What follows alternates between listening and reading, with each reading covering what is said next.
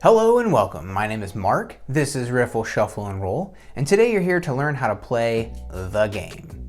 I'd like to thank GameRules.com for helping to make this video possible. The game is a commercial card game for 1 to 5 players, and its key features and mechanisms include cooperation, limited communication, and hand management. The objective for the game is to try and play as many cards as possible to the discard pile. A victory includes all 98 cards being played to the discard piles. However, having fewer than 10 cards left is considered a good game. As with all of my commercial game videos, first I'm going to show you what's in the box, then I'm going to teach you how to play, and then I'll do a playthrough. I'm going to save my review for the end because everybody's opinions on games are different. People like different things. So I want to give you a good idea of how the game works so you can kind of form an opinion of your own, and then I'll share what I think of the game. Timestamps are in the description so you can jump to whatever part of the video that you would like to see. All right, let's dive in. Inside the box, you get an instruction pamphlet, 4 foundation pile cards, and 98 numbered cards, numbered 2 through 99. To set up the game, you'll need to place the 4 foundation pile cards in the center of the playing space. Have the 2 1 cards at the top and the 2 100 cards at the bottom. Next, you will need to deal the correct amount of cards based on the number of players in the game. In a 1-player game, you will deal yourself 8 cards. In a 2-player game, each player will get 7. In a game with 3 or more players, each player will get 6 cards. We will do a 2-player example here, so each player is going to get 7 cards. When you're finished dealing, place the rest of the cards face down beside the foundation pile cards. This is your draw pile for the game. When playing the game, players are trying to play as many cards as possible to any of the 4 discard piles in the playing space. The top 2 piles must be played in ascending order. The bottom 2 piles must be played in descending order. There is a special rule called the backwards trick that allows you to play a card out of order, but we'll talk about that in a little bit. There is some communication permitted during the game. Players are allowed to talk. Players cannot see each other's hand, and players may not discuss exact numbers in their hand. For example, player 1 cannot say, "I have an 81." What can be said are things like, "I have a good way to start the game," or "Don't play anything in the bottom row." You may be suggestive about your hand, but you may not talk about exact numbers. Players may discuss who should go first. Again, you are not allowed to talk about exact numbers, but if one player feels more strongly than another that they should go first, and they can somewhat make a case without talking about exact numbers, the players decide as a group who goes first. So after discussion, the player who decides to go first will play at least 2 cards from their hand. Every player must play 2 cards or more on their turn. Player 2 is going to go first. They begin their turn by playing the 5 to this pile and the 10 to this pile. A player can play as many cards as they wish, as long as they play at least 2. When a player is done adding cards to the discard piles, they draw back up to their starting hand size. So player 2 must draw 2 cards to end their turn. Once their turn is over, play passes to the next player. They also must play at least 2 cards. They can play to any of the discard piles. They can start any of these 2 discard piles, or they may play cards on top of the piles that have already been started. So player 2 decides to play a 9 on the 5 and a 17 on the 10. They are only going to play 2 cards, so they draw 2 to end their turn. And play continues until the end game conditions have been met. Typically, on a player's turn, they must follow the rule that a card is either played in ascending or descending order. However, there is an exception to that rule. It's called the backwards trick. If a player is able to play a card that is exactly 10 less or 10 more in value than the card previously played, they can play it. For example, here we're trying to build the discard pile down. This discard pile has already reached 64. So any card that is higher than this is no longer eligible for play.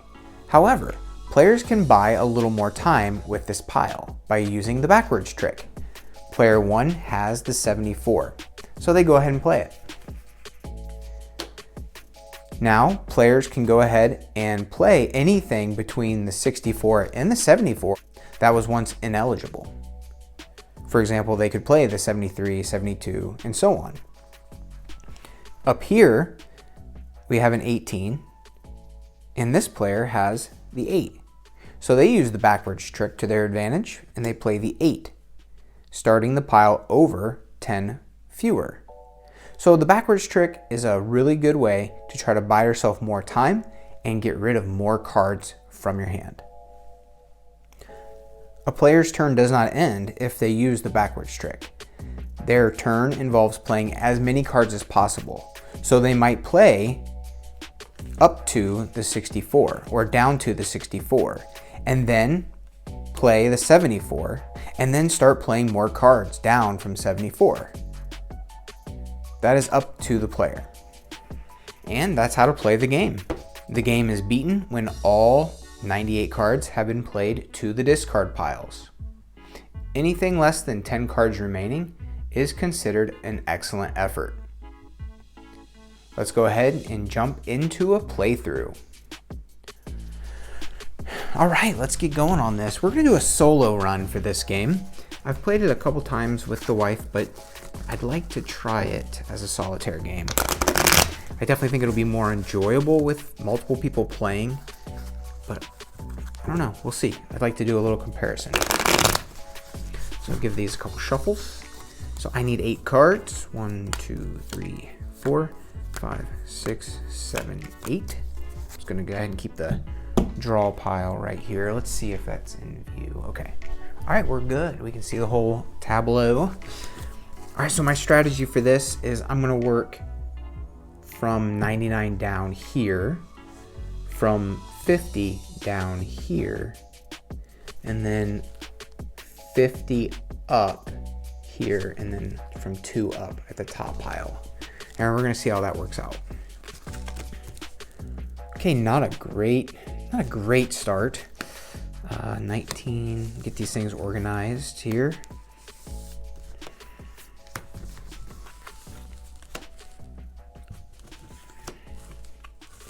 Not too bad, I guess.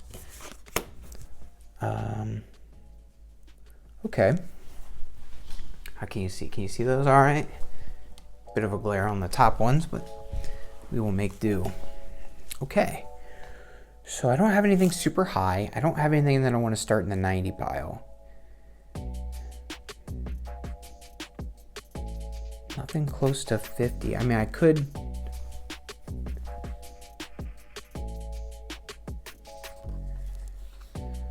do this 49 here and the 43.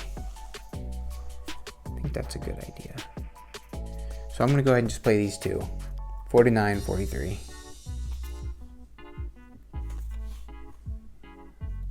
Let's see what I draw. Okay, 91. Well, it's not the best start for the 90s, but let's see if I have to do that. Oh, I got a nice 26, 27, 28. That's pretty good. So 43. Oh, man.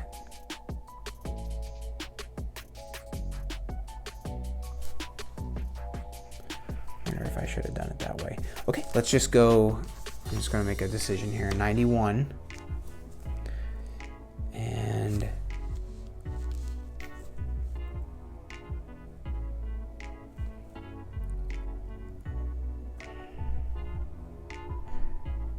Ay.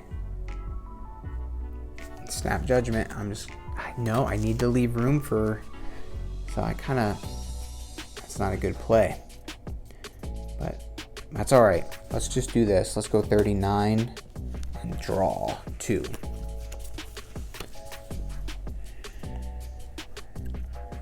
Okay. All right, I'm gonna go ahead and add the 38.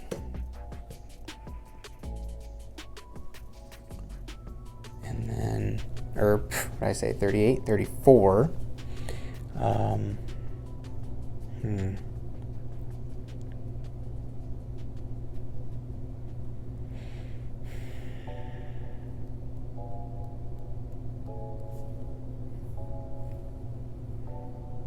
Do I have a 44? No.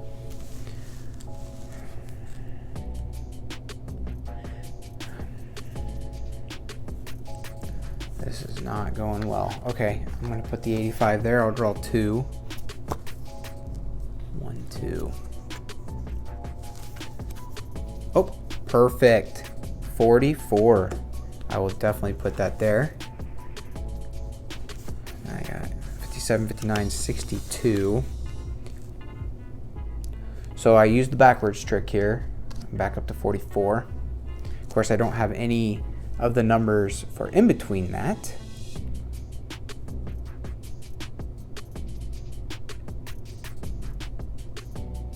And I need to play one more card.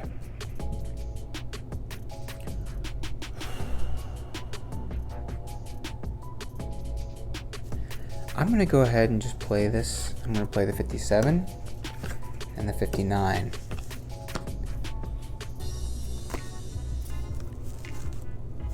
Got 17, 18, 19. Okay, that's a pretty decent little run. So 1, 2, 3, 4, 5, 6, 7. Oh, I guess I gotta draw one more. 93.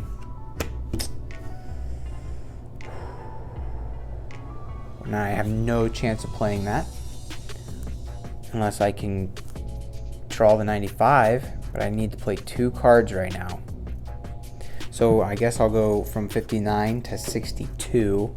I really would like something lower here.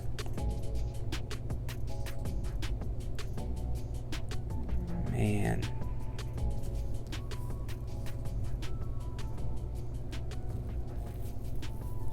Two.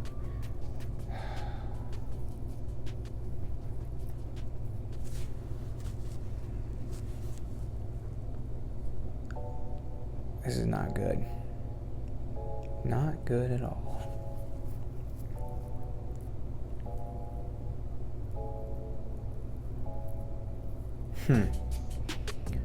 I have to play something, so I guess I'll just do this run of 17, 18, 19 right here. So that leaves me with 1, 2, 3, 4. So I need 4 cards. All right, I drew the 54. Okay, so 93 and 90. Beautiful. Here I can use the backward trick again. I could use the 95. Let's see if I can make it long enough to pull that 95 out of the draw pile.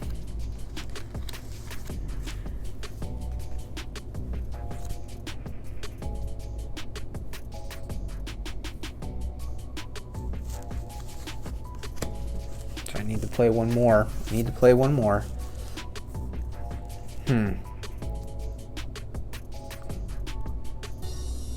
This pile is going to be trouble. So 85. The 54 didn't really do me any good. 62. Do I have the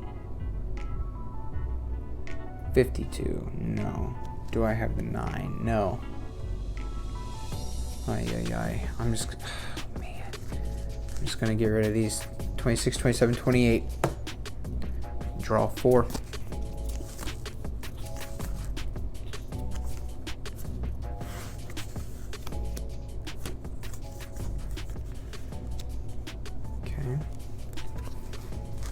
Okay, 41.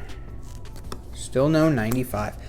But I can play, where'd I go? The 82 for sure.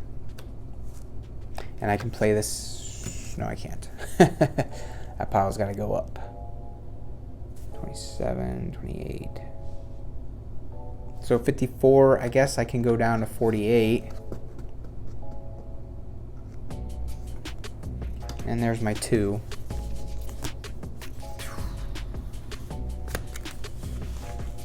Okay. 29. There's 1.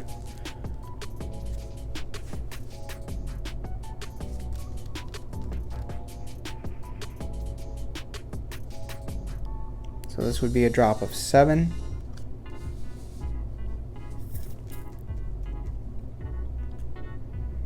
And this would be a drop of, so if I went from 48 to 41, that would be 7. This is a jump of 6. Okay, I'm gonna put that one there. And draw 2. 7, of course. 66. Oh, man. Alright. I am gonna climb 6, 1. I'm gonna go ahead and make this 41, and I'm gonna play the 66 here.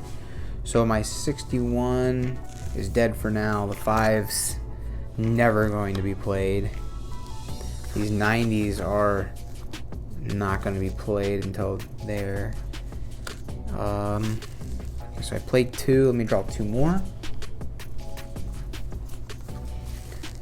Alright, I got a 9 and 69. Alright, so do I have a 56? No. Do I have a 31? No. Do I have a 58? No. And do I have a 92? No.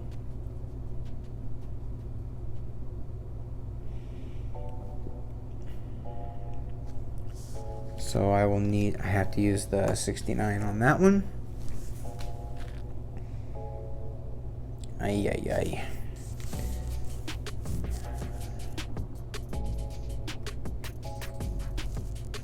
My only eligible play. I cannot play the 9. Well, I mean, I can play these, but that would be terrible. It would be an absolutely terrible play. So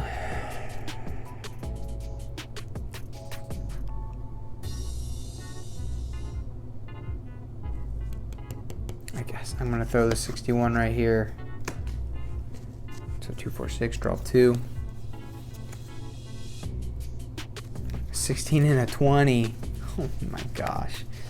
We're coming to the end of the game already, I can tell. Alright, so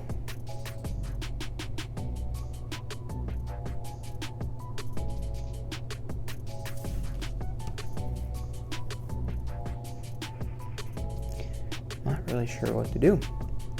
And I'm gonna have to just throw away junk. I want to get a bunch of new cards. So I'm gonna go 87, 90, 93, 97. And I can draw 4 more. 4. Okay. All right. Kind of organize these here. All the low cards. So the 76 can only be played here right now. I could drop this pile down and go 20, 16, 13. Actually, I could play a lot of cards doing that. I mean, I'm obviously not going to beat this game, but I do want to try to get rid of as many cards as I can. So I'm going to do that. 20, 16, 13, 9, 8, 5, and 3. I've pretty much killed this pile, but I can draw 7 cards. 4, 5, 6, and 7. Okay. I'm not sure how many of these are going to even be playable.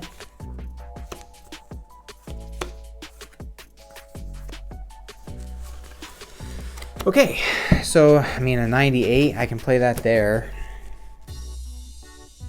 Wait, did I mess that up? No, I did not, okay. 98, let me turn that so you see it better. So, I mean, a 13, I guess I could have. 41, so if I have the 31, nope. Do I have the 88? No, I have an 89. Do I have the 13? No. Do I have the 71? No.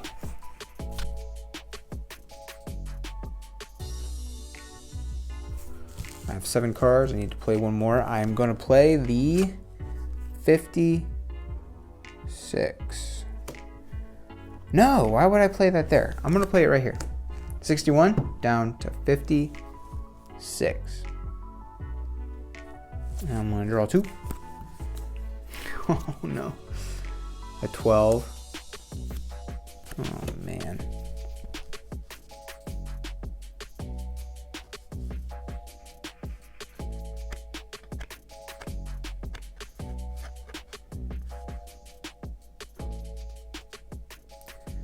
Okay, I'm just gonna get reckless here. 56. So 41. I'm gonna go 68. And then I'm going to play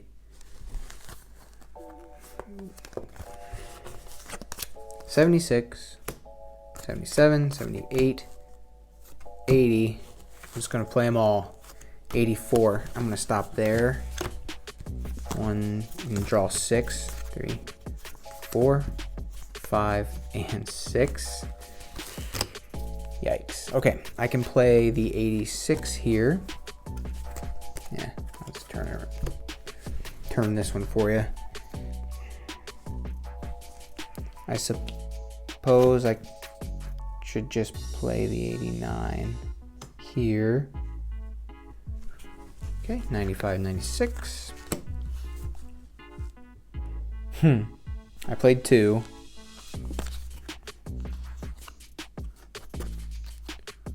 Not much I can do with that. Okay, so the 65 can't be played anymore. That's a dead card. The 96 and 95 could be played here, but I don't want to do that yet. The 10, 7, and 4 will be played here eventually. So I guess I gotta play the 22 here. That's terrible. And then my 12, and then my 10, 7, 4. I'm pretty much conceding here. I would just draw 5. 4, 5. 33. So, I mean, if I had the 58, which I don't. If I had the 88, nope. If I had the 13, no. I wasn't even paying attention. And if I had the 14, which I don't. Okay. So do I have anything less than a 4? No. Obviously not. A 3, no. Do I have a 99? No. So 89. What do I have left to play? I have a 92, 95, and 96, which I'm gonna, yeah, play those 3 here. 1, 2, 3, 4, 5, and I'll draw 3 more. I think this will end it. Yep. Well, did I draw an 86? Do I have an 86? No, because it's right there. Or wait, that's 98. So do I have an 86? No. Do I have an 88? No. 13, no, and 14, no. Okay, that is the game. So I had 1, 2, 3, 4, 5, 6, 7, 8, 9, 10, 11, 12, 13, 14, 15, 16, 17, 18, 19, 20, 21, 22, 23, 24, 26, 27, 28, 29, 30, 1, 2, 3, 4, 5, 6, 7, 8, 9, 40, 44. So I did about 10 cards worse than when I played with my wife as a team. Not bad. All right, so that's the game.